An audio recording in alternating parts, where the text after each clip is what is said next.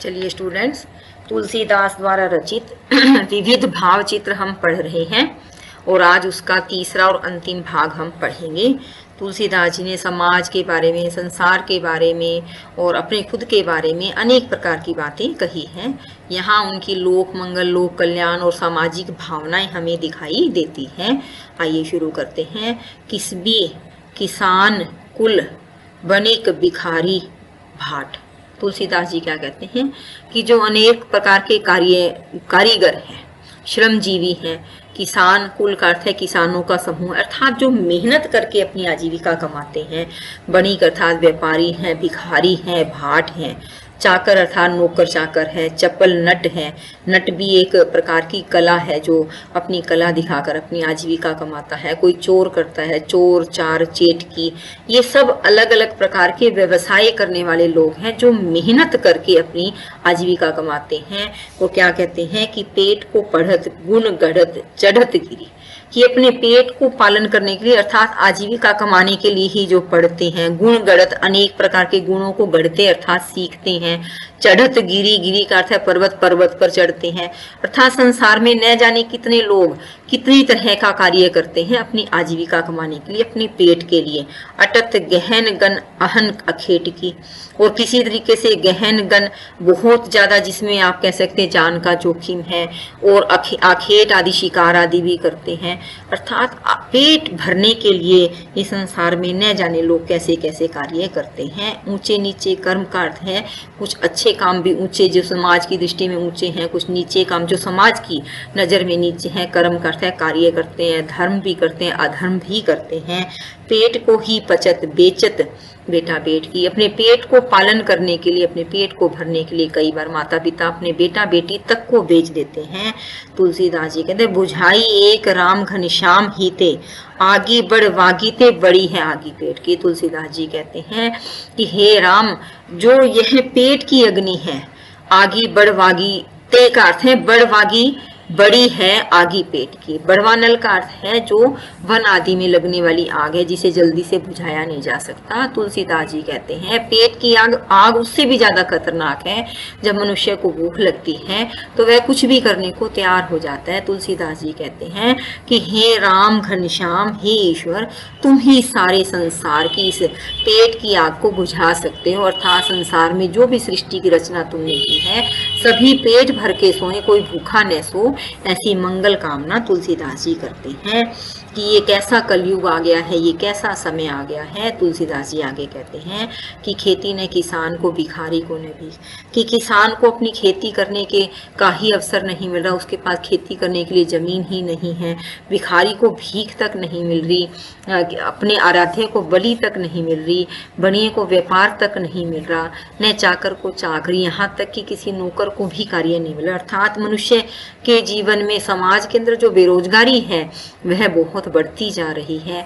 जीविका विहीन लोग सिद्धमान सोच, सिद्धमान का अर्थ है आपस में इकट्ठे होकर के सोच, चिंता से चिंता ग्रसित होकर के सोच रहे हैं कि आजीविका के विहीन का अर्थ है कि हमारे पास कोई रोजगार नहीं है तो हम अपने जीवन को कैसे व्यतीत करें। कहे एक एक सो कहाँ जाएगा। सभी एक दूसरे से बात करते हैं, कहते हैं कि ये कैसी स्थिति आ गई है, हम कहाँ जाएं, क्या करें। वेद हूँ पुराण कही, लोक हूँ विलोक। तुलसीदास जी कहते हैं कि वेद और पुराणों में यह बात कही गई है, मैंने लोक हूँ का अर्थ है सारे संसार में यह बात देखी भी है। साकरे सबे पे राम रावरी कृपा करिए। हे श्री राम, हे मर्यादा पुरुषोत्तम राम, तुम बड़े ही दयालु हो, तुमने सबके ऊपर पूरी तरह से कृपा की है।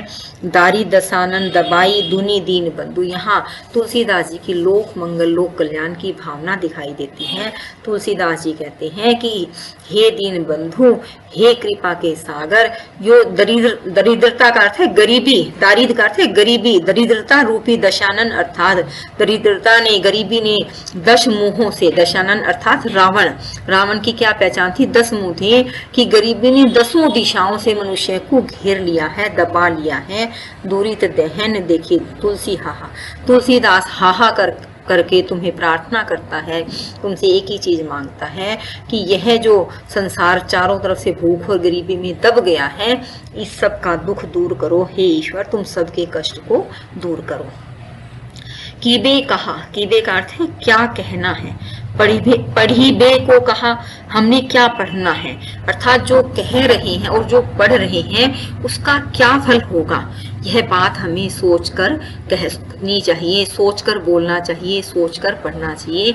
बूझी ने वेद को भेदु विचारे, जो वेद शास्त्र के अनुसार, जो धार्मिक ग्रंथों के अनुसार, जो सामाजिक ग्रंथ आदि हैं, वहां से इस बात का भेद विचार किए बिना ये कार्य करता है कि हमने क्या कहना है और क्या पढ़ना है और कहने और पढ़ने का फल क्या होगा, किसी से पूछे बिना कोई ऐसा कार्य करता है।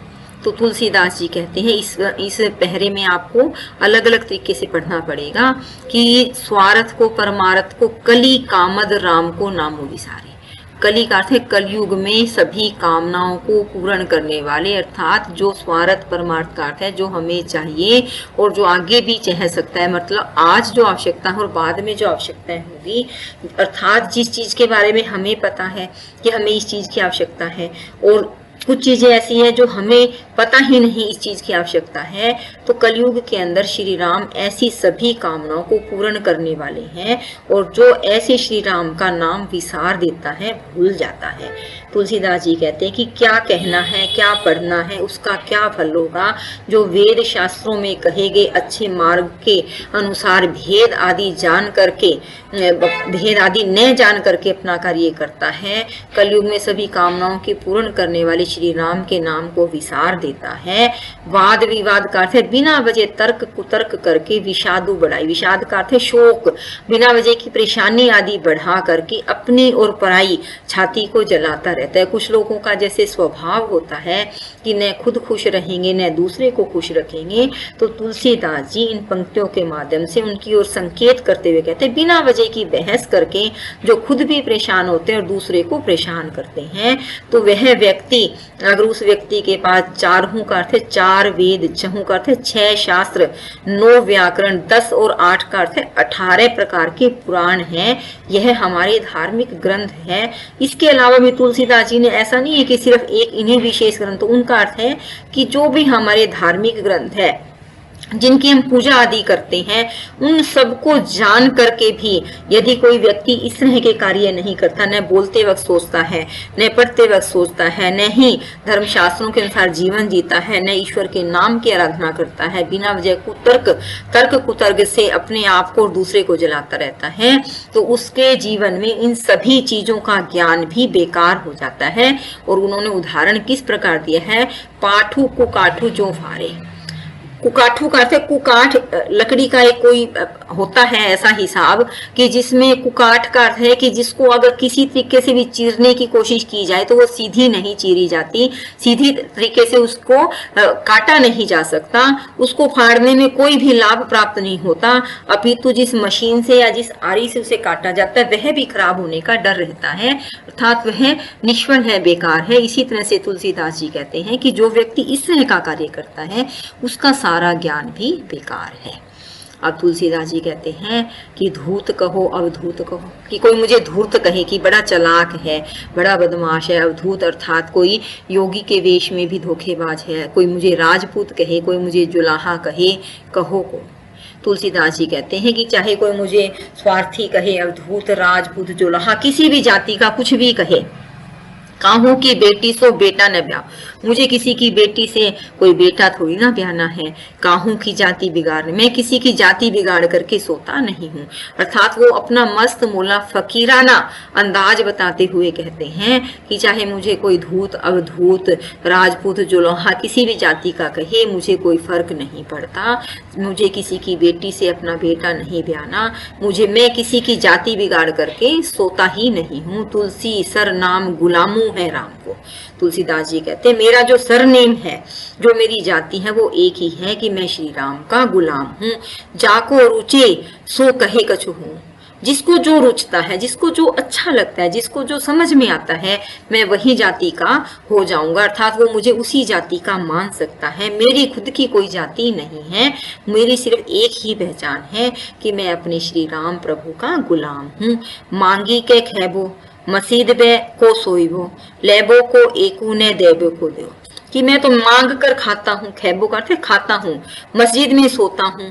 और लेबो एक मुझे लेना एक ने देना दो, लेबो को एक लेना एक ने देबो को दो देने को दो। ये कहावत है, उसको उन्होंने अपनी भाषा में लिखा है, लेना एक ने देना दो, मुझे ना इस संसार से कुछ लेना है न देना है।